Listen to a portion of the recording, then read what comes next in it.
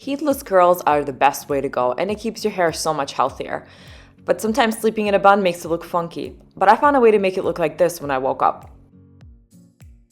What I do is I start with clean, semi-damp hair right before bed, and I put in the scrunchie. Then I divide the hair in two.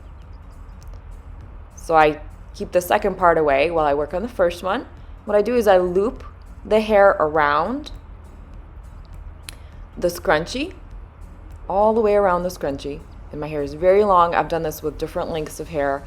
My hair used to be shoulder lengths, and I did the same thing. As long as it could loop around, you can get this this look as well. And then I do the same thing for the second piece of the hair. And the curls actually look really, really pretty in the front when you take them out.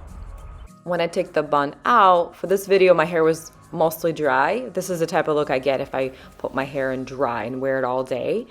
But it's still a beautiful loose curl. And one of my favorite scrunchies to use is this blue one. It's really soft and small and makes tighter curls. This bun was slept in all night. My hair was damp when I went to bed, and I used that blue scrunchie, and the curls were much tighter, so I wrapped them around a little tighter this time around. And I gently take it out.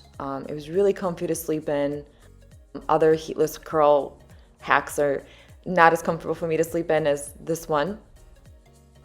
I did try all kinds of different scrunchies, and you may find your favorite one for your favorite type of curl, so experiment. I just shake my hair out, run my fingers through it a little bit, and I'm left with these beautiful, shiny curls. And I could always add a little hairspray if I wanted to last a little bit longer.